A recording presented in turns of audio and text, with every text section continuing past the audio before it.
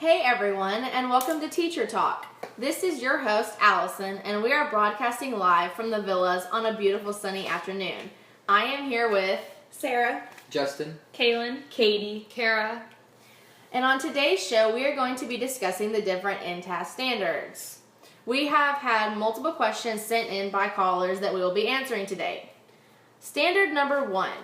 Teachers need to regularly assess individual and group performance as to create instruction to meet the 5 areas of development: cognitive, linguistic, social, emotional, and physical. Today we have Kara and Katie here to answer the question. What are some ways that teachers can assess this? For cognitive learning, teachers can give tests or different types of assessments to make sure that the students understand the knowledge. And for linguistic, they can have the students write an essay or give a speech. So, social, they can give group projects. For emotional, they can assign the students reflective assignments to show the student how they felt about the project. And for physical, they can do hands-on activities. Very good. Standard number 2.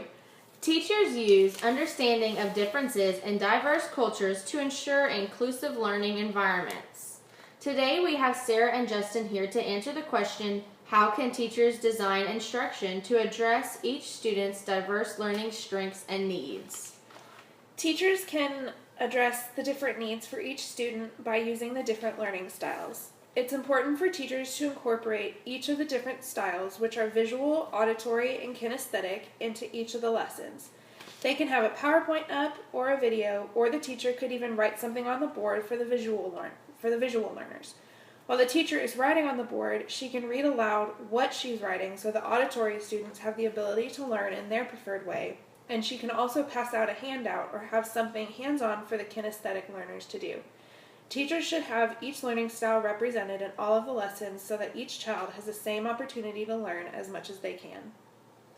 I agree with you, Sarah. By being inclusive of different learning styles and asking his or her students which method they prefer, and recognizing how students respond to certain styles, and by having separate assignments for different levels.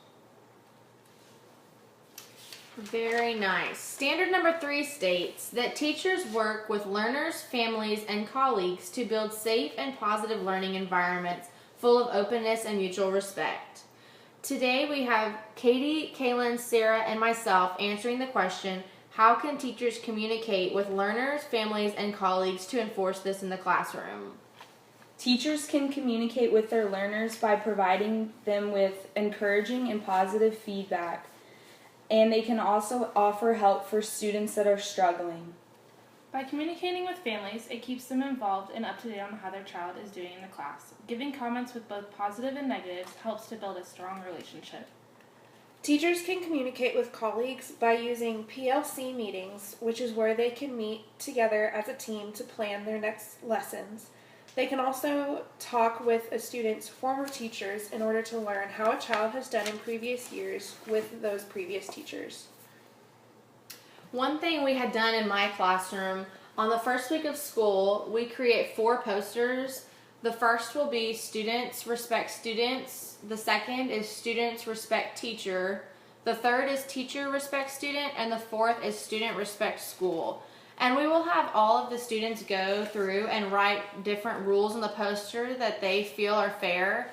For things like students versus students, you do things like we won't bully each other and we'll always treat each other with respect. And for the school respect or student respect school, we'll do different things along the lines of that they'll treat the property of the classroom with respect and things like that. And we have all of the students go through and sign it. And we have it hanging in the classroom throughout the year, so when a student is acting up and going against one of the rules, we can remind them of the rules that they came up with on their own and signed. And it's just another reinforcement to them that, it's kind of on them and like they came up with these rules, so it's something they should be paying attention to. For Standard 4, it states that teachers must understand the concepts he or she is teaching and make the information meaningful and accessible for the learners. Today, everyone is going to be discussing why this is important for teachers to provide multiple representations in teaching concepts. Every child learns differently, which is why it is important to teach a concept in multiple different ways. Some students are auditory learners, so it is important to verbally explain each lesson. Others are visual learners, so having a PowerPoint or some sort of visual representation is important. Other students are kinesthetic or hands-on learners, making it important to have some sort of interactive assignment. I am an auditory learner, so I learn best when the teacher explains something. I'm a visual learner, so I learn best by seeing PowerPoints. I'm a visual learner. For example, in a math problem, no matter how complex or easy to an extent, I need it to be written down or drawn out to understand it better. I'm a visual and a kinesthetic learner, so I learn best by taking notes and seeing PowerPoints and things.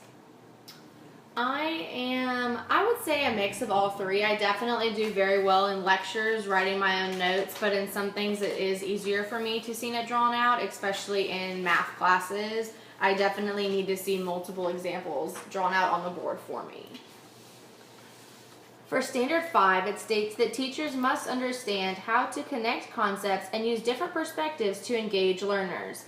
Today, Sarah and myself are going to be discussing why it would be important for learners to have opportunities to apply content knowledge to real-world problems.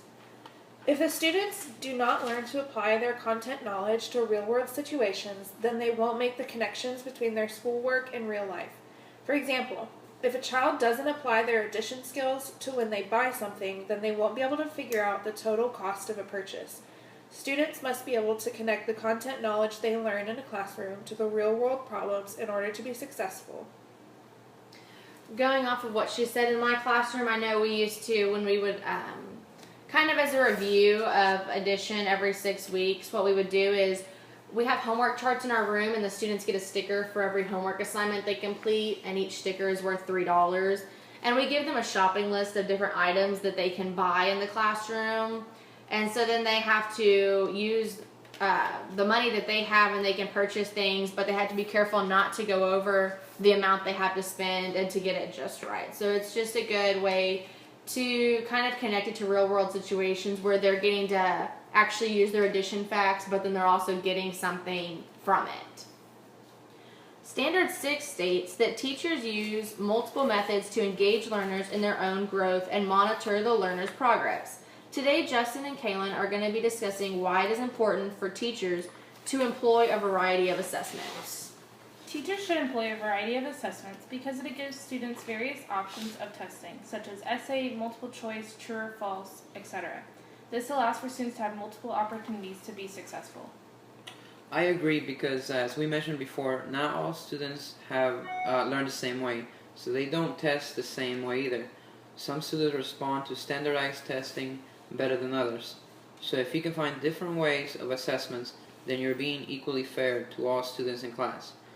Some may be better on word problems, whereas others perform better on multiplication problems. So if you can change the way your assessment throughout the course of the class, then maybe you can give a better variety to all students so everyone does well where they should be and is more equal across the board. Okay, Standard 7 states that teachers must plan instruction based on assessment data, prior knowledge, and learner interests. Today, Sarah and Justin are going to be discussing how teachers can use assessment data to help plan for instruction. Yes, I think they can use assessments to help them plan instructions by gauging their strengths and weaknesses of their students so they know where to spend more time and give more instruction. Where there are some areas that maybe students are familiar from the previous years and they don't need review that as much. So they can expand their lessons to cover in detail what students are struggling with and maybe not focus on concepts that are not new to the students. Just like Justin said, if the students are struggling with the information, the teacher can use the test scores in order to figure out what they need to spend more time on. Or if the students are all doing well, then the teacher knows she's able to move on to the next topic. Very good. Standard number 8 states that teachers use appropriate strategies and resources to adapt the instruction to meet the individual needs of students. Katie is going to be discussing why this is important as a teacher. It is important because each student in the classroom has different needs, and when the teacher uses different strategies, it makes sure that they all learn the material effectively.